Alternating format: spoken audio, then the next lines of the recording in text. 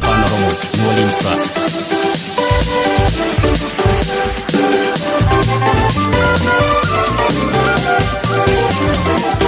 Yooyaa ammallee yooyaa dhaggeeffattoota BBC afaan oromoo sagantaan keenya jimaataa am jalqaba.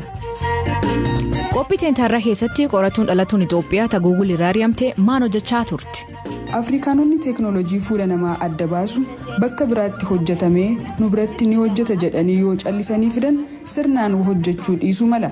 Jitook eegii lolii naannoo Tigraay keessatti eegalee maantu uumame bal'inaan isanitti himna. Kitaaba siyaara irraa deebii akkamii eegaa jirti bettiin? Dhugaa dubbachuuf homaa hin eegu hojiin koo barreessuu qofadha garuu biyya kana keessa sirbituun ana qofaa. Biyyi beela jabeen jiraatutti biyya nyaatan eessaa sagantaa keessa dhageettan oduu biraalee qabadee dhiyaadhaa an asli galgalooti nu waliin tura. Mootummaan Federaal Itoophiyaa tarkaanfii waraana Tigraay xumuramuu erga labseen booda kutaalee Tigraay hedduu keessatti lolitti fufee akka jiru dhaabbati biyyoota gamtoomanii beeksise. Rakkoo namooma Tigraay keessa jiru hammaata ta'uu fi ammallee deeggarsi dhaqqabsiisuu rakkisa ta'uu hima. Baqalaa Toomat bal'inaan isanitti hima. Wanti waraana jedhamu hin jiru. Amma miseensota garee shororkeessaa kanaa akka ta'an namoota qubaan lakkaa'aman adamsanii qabuudha kan hafe. Obbo Zaadiq Abrahaa waajjira ministeera muummee Itoophiyaatti ministeera Dimookiraasiiti. Ammatti Tigraay keessa lolli adeemaa jiru hin jiru jedhu. Dhaabbati biyyoota gamtoomanii garuu ammallee kutaalee Tigraay hedduu keessa lolli jira jechuu AFP'n gabaaseera. Dhaabbatichi naannichi keessatti deeggarsa namoomaa gochuuf roobii darbe mootummaa Itoophiyaa waliin walii galus sababa lola adeemaa jiru kanaan kanneen miidhamaniif deeggarsa namoomaa gochuu rakkisaa ta'eera jedha. Kanneen deeggarsi namoomaa hatattamaa barbaachisu keessaa baqattoota Eertiraa 96,000 ta'an kaampii baqattootaa UN keessa jirani. Baqattooti kun erga lolli eegalees deeggarsa hin arganne nyaatii fi qorsi isaan qaban jalaa dhumateeraa ka jedhu ejensiin baqattootaa UN ammatti haalli isaan keessa jiran daran yaaddeessaa ta'uu hime. Baqattoonni ajjeefamuu fi kaampii keessaa butamullee gabaasaaleen jiru. Haa ta'u malee kana mirkaneessuun hin danda'amne. Mootummaan lolli tarkaanfii olaantummaa seeraa kabachiisuuti jedhu xumuramuu erga labsee torban guutuuf mootummaan kanaa jedhu malee aangawoonni TPLF lolli kun guyyaa itti eegale kaasee haga ammaa osoo adda hin citiin adeemaa jiraachuu dubbatu. Obbo Zaadiq Abrahaa kana ni waakkatu. Juntaan TPLF ammatti abbaa humnaa ganda keessaati. Gahumsa waraanaa lolaaf isa dandeessisu hin qabu. Loltuu hin qabu. Meeshaalee waraanaa gurguddaas hin qabu. Deeggarsa uummataas hin qabu. Kan ammaa kun lola miti. Wayita shaakalan sagaleen dhukaasaa dhagahamuu mala.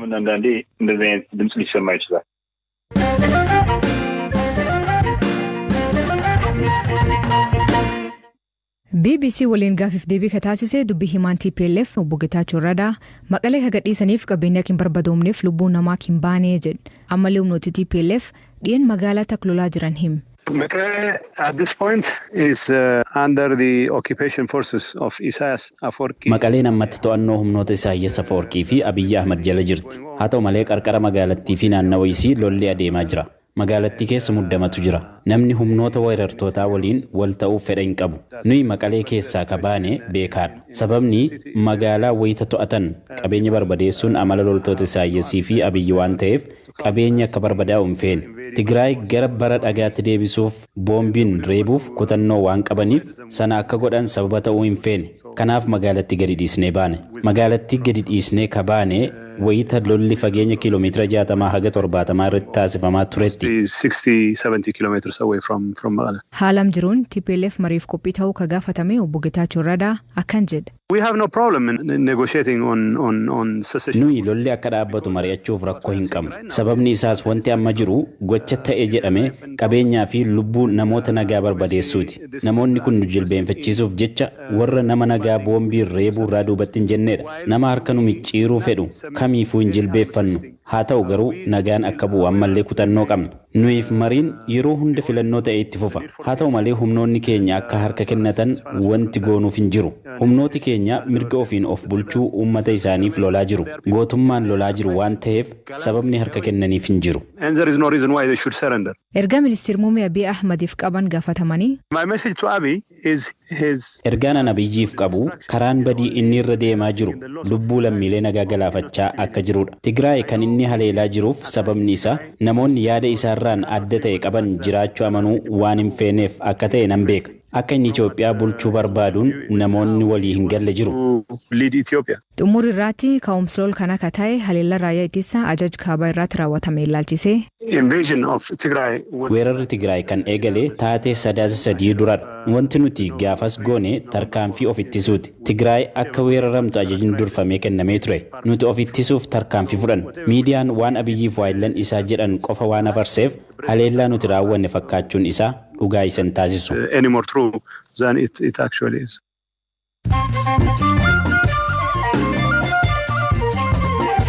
Dhaggeeffattootteen amma oduu gaggabaaboo isanii dhiyeessin. Xirunesh Dibaabaa atileetii dubartii jabduu waggoota 75 dabranii jedhee baruun Atleetiks Wiikilii filate. Gam dhiiraa kan filatame lammii Jamaayikaa Usain Bolt. Baruun Atleetiks Wiikilii sagalee dubbistoota isaanii kennaniin jar kan filate. Filannoon tun ayyaana hundeeffama baruu kanaa kan gan 65ffaa sababeeffachuuf.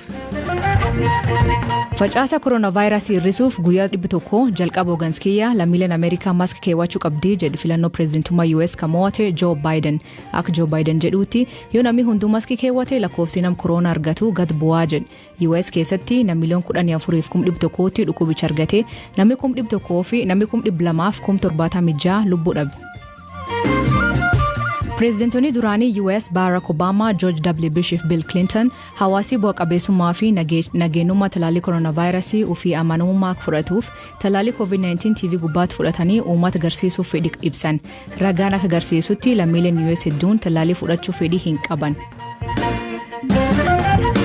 Kib Madagaskaatti beelii jajjabaatee nyaata dhabiisaaf jiraatuuti biyyeef rooqa wal keemmattee soorachaa jirtii jedhan. Oola waggaa 3 deemaa jiru kanaan nammiiliyoon 1,500 beeltii harka qabdii jedhan. Bulchaa magaalaa Naayiroobii Maayik Sonko amal fudhatama hin qabneen bulchiis gadhee jedhanii hoogansirra kaafama. Bakka bu'oota kutaa 122 tagumee bulchiis Naayiroobii keessaa 88 akka inni kaafam filatama.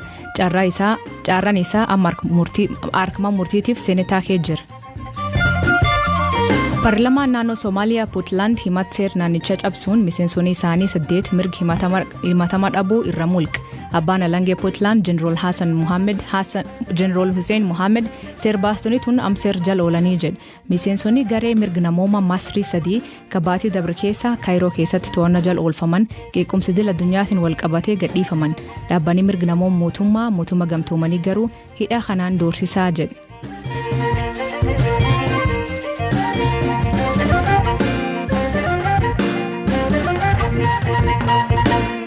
Lammiileen lol naannoo Tigraay baqachuun gar Suudaanii baqatanii deebisuuf hojii jalqabu dubbii himaan ministeera dhimma alaa Ambaasaadar Diinaa Muuftiin hime.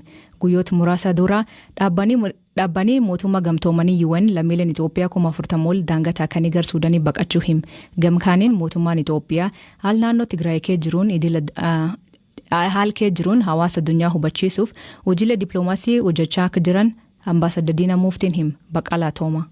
ወደ ሱዳን የሄዱትን ዜጎች በሚመለከት የመመለሱ ስራ ቅድም ለሚሌ ገረ ሱዳንtti baqatan deebisuuf hojiin hatattamaan akka eegalu mootummaa Sudaan waliinis waliigalleerra jedhan dubbiimaan ministeera Haajaalaa Ambaasaadar Diinaa Muuftiin. Kana akka jedhan guyyaarraa dhimmoota wayitaawaa irratti wayita gaazexeessitootaaf ibsa kennanitti akka dhaabbanni biyyoota gamtoomanii UN jedhutti lammiileen Itoophiyaa 40,000 ol daangaa ce'uun gara Sudaan baqataniiru. Lammiilee kunneen gara biyyaatti deebisuuf mootummaa Sudaan waliin hojjechaa akka jiran kan himan Ambaasaadar Diinaan eessa jiru meeqa eenyufaadha haala akkamiirra jiru ka jedhu adda baasuuf imbasiin Itoophiyaa hojjechaa jira jedhan yeroo dhiyoottis ni deebi'u jedhu. Kana malees kutaalee naannoo Tigraay rakkoon itti uumametti qorichawwan dabalatee meeshaaleen deeggarsaa biroo ergamuusaa akka himan ambaasaadarichi hojiin bu'uuraalee misoomaa akka tajaajila telekoomii ibsaa fi kanneen biroo deebisuus hojjetamaa jiraachuu dubbatan. Gama kaaniin tibbana haala naannoo Tigraay keessa deemaa jiru walqabate gamtaan Awurooppaa iyyuun deeggarsa Itoophiyaaf laatu dhaabuu akka danda'u miidiyaalee tokko tokkoon gabaafamaa ture.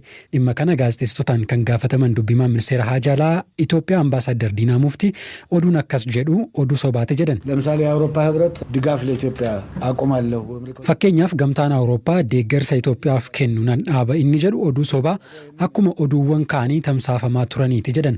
Gama biraatiin mootummaan isaanii haala naannoo Tigraay keessa jiru hawaasa addunyaa hubachiisuuf hojiilee dippiloomaasii hojjechaa akka ture ka himan Ambaasaadar Diinaan torbeewwan lamaan darbanitti aangawoota biyyoota garaagaraa akka akkasumas bakka bu'oota dhaabbilee idil addunyaa biyyattii keessa jiran waliin mari'atamuu dubbatan. Ministeerri muummee ittaanaa fi ministeerri haajaa alaa Dammaqa Makonnin aangawoota biyyoota akka France, Germany, United Kingdom, Italy fi gamtaa Awurooppaa waliin mari'achuu isaaniis yaadachiisaniiru.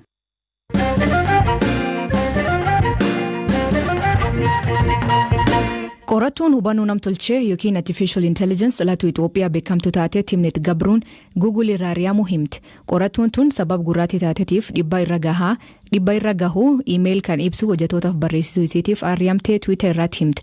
Hojjettoonni Google 500 olii hojii irraa ari'amuu isii mormuun hooggantoota dhaabbatichaatiif xalayaa barreessan. Timnit teknooloojii fuula namaa addaan baasuu ka fuula nama gurraacha addaan baasuu hin dandeenye irratti qorannoo hojjetteen beekamti. Gaaffii deebii waggaa 2 duraan BBC waliin goote haal qorannoo kan irra hojjetee dubbatti.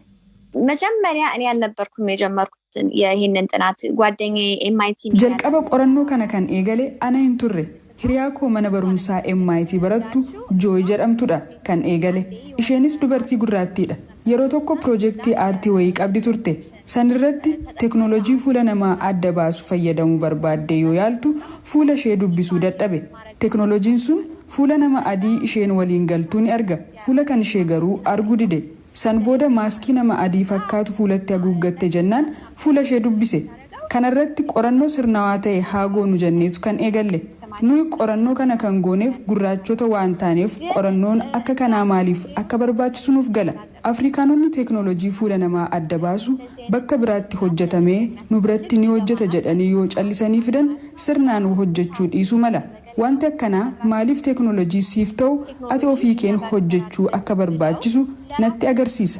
ቴክኖሎጂ አንቺ ራስሽ ለምን መስራት እንዳለብሽ የሚያሳየኝ ነገር ነው እኔ Google amdura waldaa hojjettoota hundeessituuf socho'uu jechuun hojjettoota 4 seera laan hojiirraa ari'amuu jedhanii himatamu. Google balleessa uumaatu hin qabnu jedhan.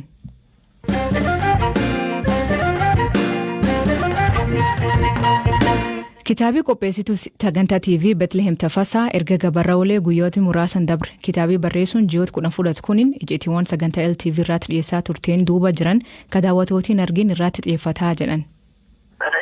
እና የኤልቲቪ ሚስጥሮቼ ነው እና የሚዳስሰው ከቃለ መጠይቁ ጋር mata dureensaa anaaf iccitii koo LTV jedha kitaabichi dhimmoota afgaaffii aan dhiyeessaa ture irratti hin baane ilaallata iccitii kan inni jedhames waan namni hin beeknee fi miidiyaa irratti hin tamsaane gatii ta'ee fi gaaffii fi deebii 70 ture kan hin hojjedhe garuu kitaabichi hunda hin qabanne warreen falmisiisoo turan erga sagantichi darbee boodallee namoonni yeroo dheeraaf irratti dubbachaa turan akkamiin akka hojjetaman namootni gaafataman isa dhiyaateen duuba maal akka jedhanii fi kan namni hin argine ibseen barreesse namni kan argu isa gulaalamee dhumarratti baheedha isa dura garuu hojii gaazexeessummaatti adeemsi baay'een jira kanaaf seenaa ofii koo fi keessummoota koo waliinis ture kan dubbisaan hin shakkinee fi tilmaamuu hin dandeenye qabateera baay'ee miti malee seenaan koos jira. Dubbistoota irraa dubdeebii akkamii daa'innaanii akkan jetti. dhugaa dubbachuuf homaa hin eegu hojiin koo barreessuu qofadha garuu biyya kana keessa sirbituun ana qofaadha daldalaan ana qofaatu barreessaan jechuun namoonni of tuulan jiru ani kanaaf dantaa hin qabu hojiin koo indastiriiwwan unuun ala hin ta'u jedhaman cabsanii seenuudha duulli arrabaa fi ana qaanessuu kan durii caalaa dhufuu mala garuu kanaafis dhimma hin qabu waan addaa tahee dubbisaan itti gammada jedheen waan hin eegu miti hojiin koo barreessuudha maxxansees gabaaf baaseera kan barbaadetti fayyadama kanaan ala garuu kanan morkachaa jiru warreen barreessuun unuuf qofa waaqaa yookiin uumamaan nuuf kenname jedhanidha miidiyaalee hojii hogbarruu cabseetan seena hangan lubbuun jiru yaadni bilisaan akka dubbatamu nan taasisa. Kitaabii kun afaan Amaaraa ka qophaa'u yoo ta'e afaan Oromoo afaan Sidaamaatiif afaan Walleeyyaa hiikamuu hojjechaa jiru himti.